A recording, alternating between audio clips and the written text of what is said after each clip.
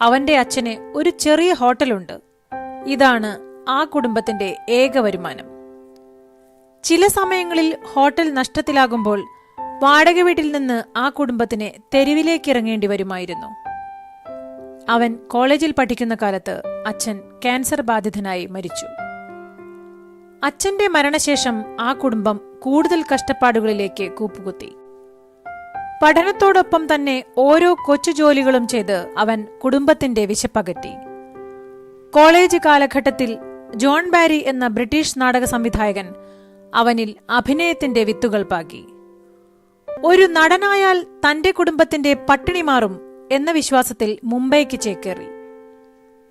Police വന്ന് തട്ടിയുണർത്താത്ത bus സ്റ്റാൻഡുകളും beach പരിസരങ്ങളും അവന്റെ വീടായി മാറി. സിനിമയിലും നാടകത്തിലും ചെറിയ ചെറിയ റോളുകൾ ചെയ്തു.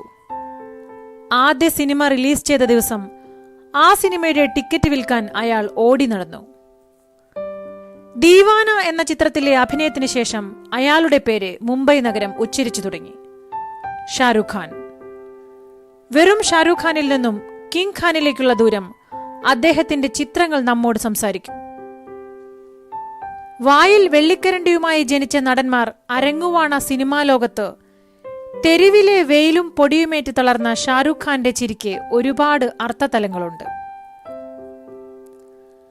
പല സന്ദർഭങ്ങളിലും അദ്ദേഹം ഇതേ ചിരിയോടെ പറയുന്ന ഒന്നുണ്ട്: തോൽവി ജീവിതത്തിന്റെ ഭാഗമാണ്, അതുപോലെ തന്നെ പട്ടിണിയും.